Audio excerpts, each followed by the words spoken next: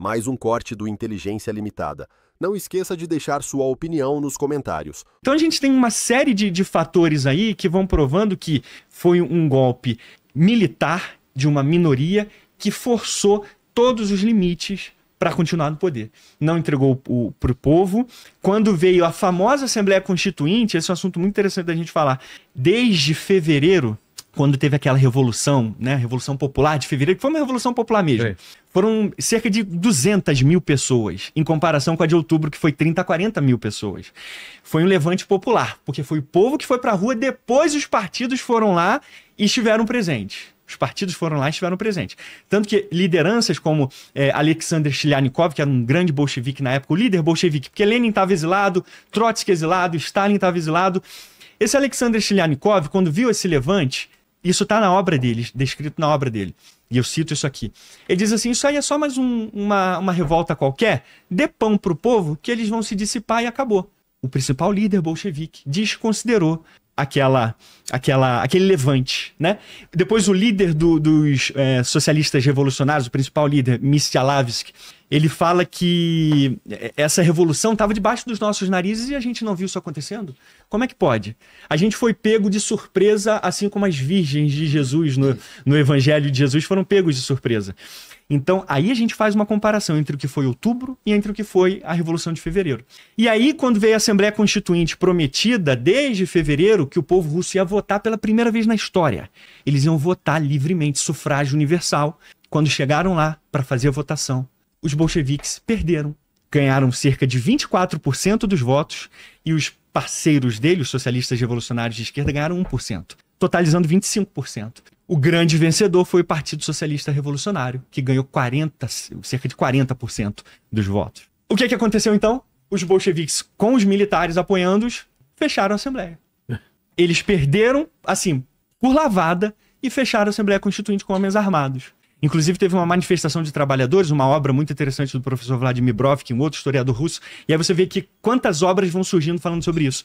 Teve uma manifestação de trabalhadores em frente a essa Assembleia para tentar validar ela, né? Não, queremos a Assembleia Constituinte.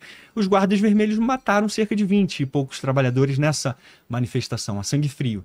Então, sabe, eles fecharam essa Assembleia. Aí a justificativa era, essa democracia burguesa, essa democracia não vale. Sendo que os bolcheviques, desde o Congresso dos Sovietes, diziam que essa Assembleia ia acontecer.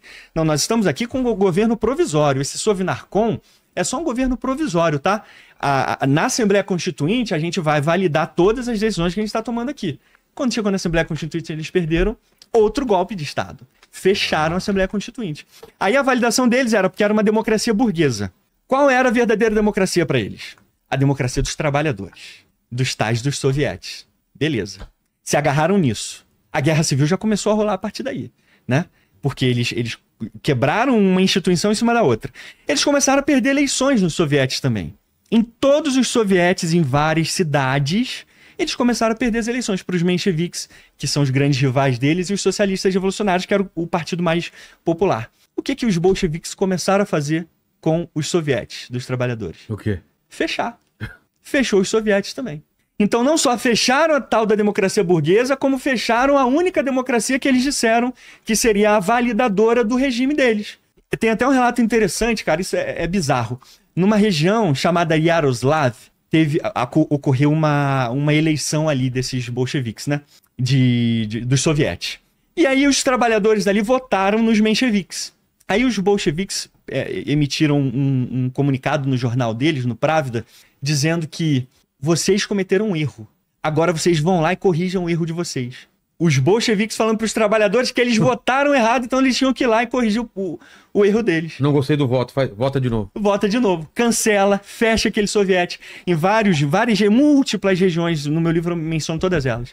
E menciono a fonte primária que diz isso. Está repleto de fontes primárias, dos jornais bolcheviques, inclusive. Então, sabe, essa loucura, resumindo só para a galera entender, né? Essa loucura que a gente vê de um apoio popular, na verdade, não é verdadeiro, né? O apoio popular, na verdade... Isso, aqui estão as referências bibliográficas, ó. Tá vendo? Tem mais de 150 referências bibliográficas diferentes que ajudam, principalmente as fontes primárias, são muito reveladoras, né? Que ajudam a gente a entender isso, que o governo já começou errado. Já começou com o uso do terror e da força e da violência contra aqueles que eles próprios Calando qualquer tipo de... juraram defender. É. Aí a galera pode dizer assim, obviamente, os que não gostam dessa versão objetiva da história, que essa versão objetiva, isso são dados registrados, né? Não se trata de narrativa. Eu, particularmente, não tenho problema nenhum com os socialistas revolucionários, por exemplo, que foram os caras que foram eleitos, Vilela, democraticamente. O que eu quero dizer com isso? A Rússia, ela queria, naquele período, experimentar um governo socialista de verdade. Entendi. Eles votaram pelos socialistas. Os socialistas, os mencheviques e os socialistas revolucionários, eles foram eleitos pelo povo. Eu, nesse livro, deixo claro a minha simpatia, inclusive porque os socialistas revolucionários, eles queriam seguir a ordem democrática. Fomos eleitos, deixa a gente trabalhar, deixa a gente trabalhar pelo povo. Se reuniam, tentavam dialogar com os bolcheviques. Não, vamos fazer um governo de coalizão aqui. E os bolcheviques não queriam, Lenin intransigente, Trotsky intransigente, todos eles não querendo aceitar que eles perderam as eleições, né? Então, assim, a Rússia perdeu a única oportunidade real de escolher democraticamente um regime socialista. O que ficou foi o que veio pela força, pela brutalidade e a violência mesmo. Né? Tanto que, se a gente comparar, esse estudo eu apresento um dado interessante, que o professor James Ryan, que é um grande sovietólogo também especializado no terror de Lenin, ele diz que de 1917 a 1922, que foi o período da Guerra Civil, a Tcheca, que era a polícia política soviética, foi responsável por matar Porque quando fala tcheca... É sempre a quinta série, né, cara? Sempre fala tcheca, deu um sorrisinho assim. Que você... Pior que no meu vídeo eu disse assim, em dezembro de 1917, os bolcheviques abriram a Tcheca. Então, cara... Cara, a galera no comentário, a quinta série, cara, quinta série. Cara, é impossível, velho, você não... Desculpa. Mas é um nome fofo pra uma desgraça de organização, né? A gente ri pra não chorar, é tragicômico mesmo. Essa polícia política foi responsável, segundo esses demógrafos russos, por matar 140 mil pessoas. Isso sem considerar as mortes na Guerra Civil. As mortes em batalha. 140 mil civis. Como? Pessoas. Fuzilando. Inclusive, num dos eventos mais brutais dessa história soviética desses primeiros anos, foi um massacre conhecido como Massacre de Penza, onde Lenin tem um telegrama, e eu mostro esse telegrama no livro. Ele emite um telegrama ordenando que a resistência, como tinha muita resistência, né? Tava tendo muita resistência de maneira geral contra essas posturas dos bolcheviques. Fome acontecendo, as fábricas fechando, corrupção generalizada. Tinha bolchevique, por exemplo, que quando começou a dominar essas fábricas, tinha bolchevique, os diretores vermelhos que eles eram chamados, eles estavam ganhando cerca de 40 vezes mais do que um trabalhador qualquer. Pô. 40. Então a galera, de repente, peraí, não era o governo dos trabalhadores? Por que tem uma galera que tá ganhando 40 vezes mais do que eu? Eles não queriam aceitar isso, né? Se é um governo do trabalhador, tem que ser igual, tem que ser um governo... Você não vai ter uma pessoa que está liderando ali, um chefe de um partido, que vai ganhar 40 vezes mais do que um trabalhador. Isso tá errado, né? Isso só uma pincelada rápida. E aí, essa polícia política, então, foi responsável por matar 140 mil pessoas. Aí ele faz uma comparação, esse estudo faz uma comparação, o nome do estudo é Lenin's Terror, o terror de Lenin, do professor James Ryan. Aí ele faz uma comparação com o governo czarista durante 51 anos. Em 51 anos de existência do governo czarista, eles mataram 14 mil pessoas. Em 51 anos. O governo bolchevique matou 140 mil em 5 anos. Então, 14 mil em 51 anos, 140 mil em 5 anos. Então você vê, aí o professor James Ryan comenta assim, ele próprio diz que ele é uma pessoa que sente uma certa simpatia pelo marxismo, pelas críticas ao capitalismo e tal, e ele diz assim, mas quando a gente estuda essa história de Lenin e o terror dele, a gente vê os perigos de uma ideologia totalitária e absolutista como foi a soviética. Porque todo mundo tinha que se encaixar naquilo. Se não se encaixar, é um contra-revolucionário, é um burguês, é um capitalista, é um sabotador. Qualquer pessoa poderia ser classificada como um sabotador, né? Ou um contra-revolucionário. Uma pessoa usando um casaco, tem um bolchevique, esse relato é até interessante, também engraçado. E trágico ao mesmo tempo. Tem um bolchevique que era um dos diretores responsáveis por uma região.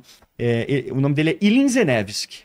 Ele escreve um relato dele próprio, fonte primária aí dentro, que ele diz assim, era muito comum, isso acontecia muitas vezes, uma pessoa ser classificada como burguês só porque estava usando um casaco. Porque a galera não tinha casaco. Não tinha casaco. Um trabalhador usando um casaco Ah, então é burguês. é burguês, só pode ser burguês. Aí você imagina, Vilela, o seguinte: imagina um trabalhador naquele inverno russo de 350 abaixo de zero, com um casaco todo velho ou puído, ou seja lá o que era, um casaco. Pra proteger do frio. Pra se proteger do frio. Aí de repente vem um comunista com as bochechinhas rosadas e olha pra aquele trabalhador e diz: você é um burguês.